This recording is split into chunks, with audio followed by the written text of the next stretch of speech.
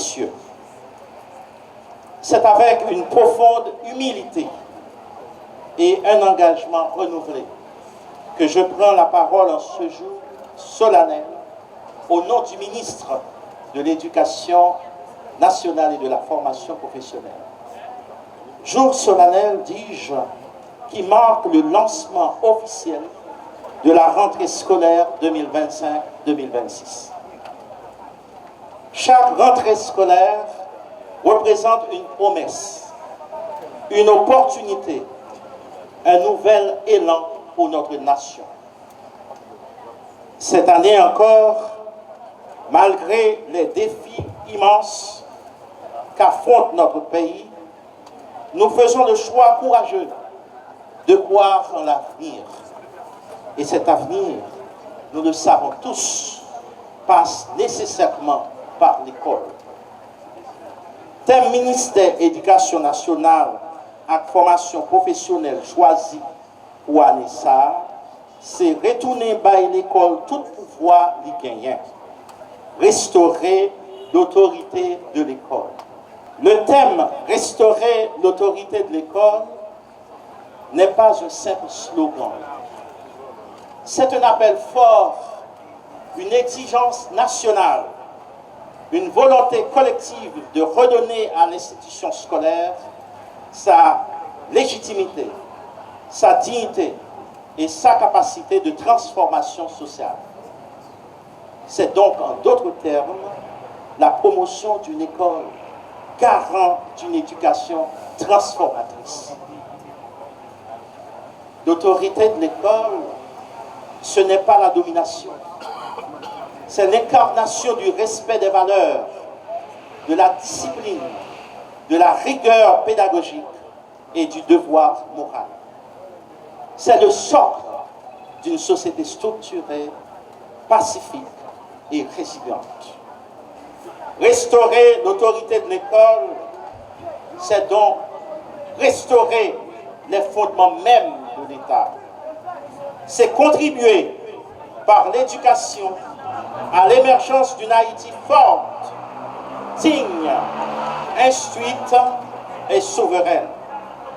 Chers enseignants, chers élèves, chers parents et chers partenaires nationaux et internationaux, l'avenir de notre pays repose sur notre capacité à faire bloc autour de l'école. Aucun redressement national n'est possible sans un système éducatif stable, performant, inclusif et équitable. Je vous invite donc à un sursaut éthique, à un engagement moral et professionnel renouvelé, afin que cette année scolaire soit celle du respect, de l'assiduité, de l'innovation et de la réussite partagée. La rentrée scolaire est la fête de l'école et je m'en voudrais de terminer mon propos sans formuler le vœu que l'année 2025-2026 soit porteuse d'espérance, de transformation et de progrès durable pour notre jeunesse et pour notre pays. Vive l'école haïtienne, vive l'éducation, socle d'un État fort et émergent. Mesdames, Messieurs, en ce premier jour de l'année scolaire 2025, je m'adresse à vous avec humilité, mais aussi avec la ferme conviction que malgré les difficultés profondes que traverse notre pays, l'éducation demeure notre plus grand espoir. L'école, vous le savez, n'est pas seulement un espace d'apprentissage. Elle est le sanctuaire de la connaissance, le creuset des valeurs et surtout le socle de la citoyenneté. Dans le contexte difficile actuel, il nous revient, éducateurs, parents, élèves, autorités centrales et locales, de redonner à l'éducation sa vraie place afin qu'elle devienne la pierre angulaire de la reconstruction nationale. Le thème qui guidera toutes nos interventions durant cette année scolaire, restaurer l'autorité de l'école, revêt une signification profonde pour nous tous. Il évoque donc restaurer l'autorité de l'État, ce qui revient à dire que l'ordre républicain, la justice et le respect des règles doivent redevenir des piliers de notre vie collective. Et l'école a un rôle majeur à jouer dans la réussite de cette noble mission. Car c'est à l'école que sont inculquées la discipline, le respect mutuel, l'amour du bien commun et la conscience que nul ne peut se placer au-dessus de la loi.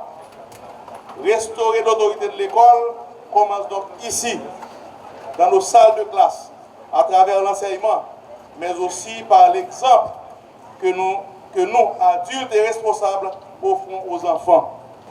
Dans une dynamique de renforcement du nouveau cadre d'orientation curriculaire du système éducatif haïtien, il vient de lancer dans l'Ouest la grande opération de distribution de permis de fonctionner et de permis de diriger aux écoles, ce qui aura pour effet de permettre au ministère de l'Éducation nationale et de la formation professionnelle d'aboutir à une meilleure gouvernance du secteur. Un système éducatif ne peut prétendre à une éducation de qualité sans d'abord une régulation certaine. Pour assurer la qualité de l'éducation, tous les enseignants en exercice doivent être munis d'un permis d'enseigner délivré par le ministère.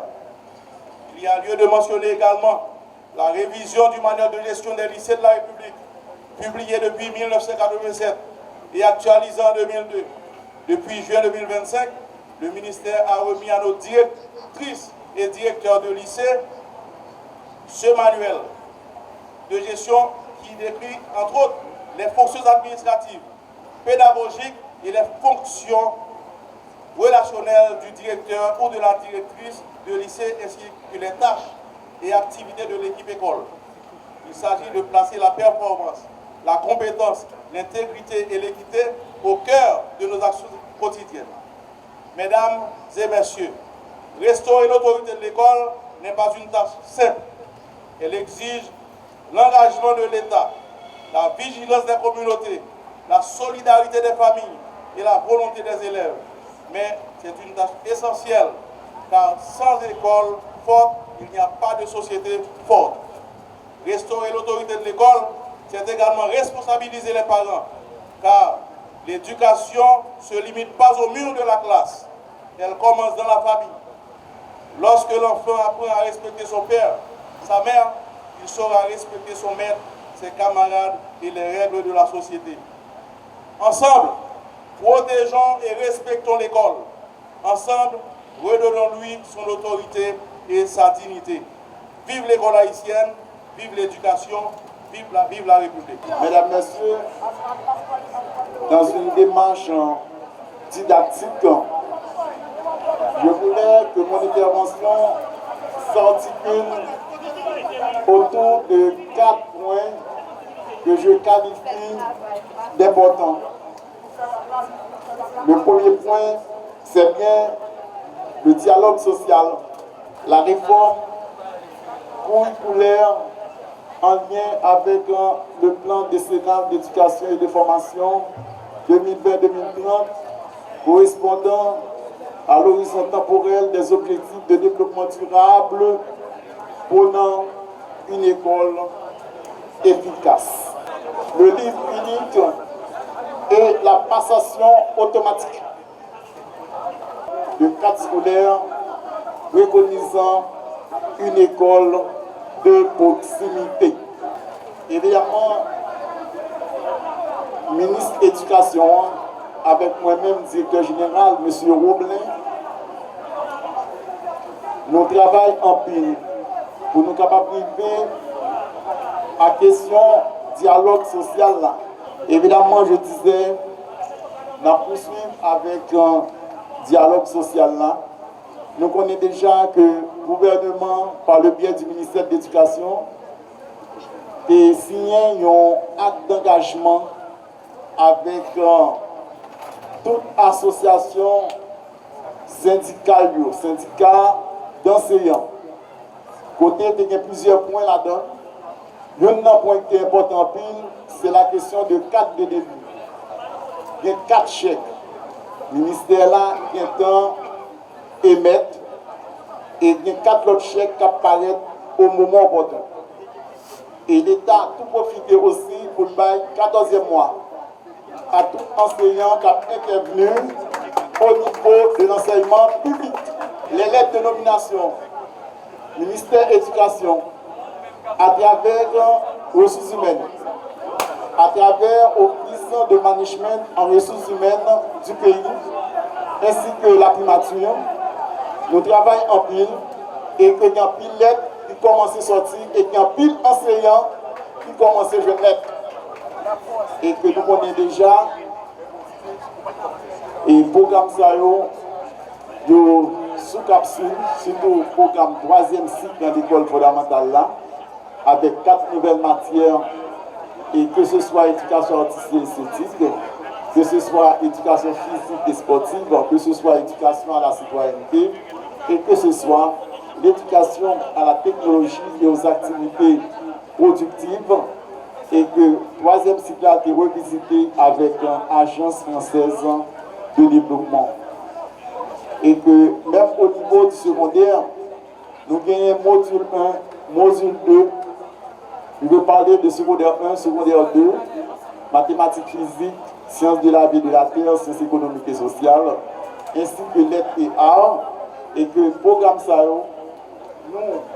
nous, et que en sous capsule, et que en chef d'établissement qui là, nous sommes capable toujours enseignement fondamental et enseignement et secondaire pour être capable de accès à programme ça. Dans la réforme, il y a 2 innovations.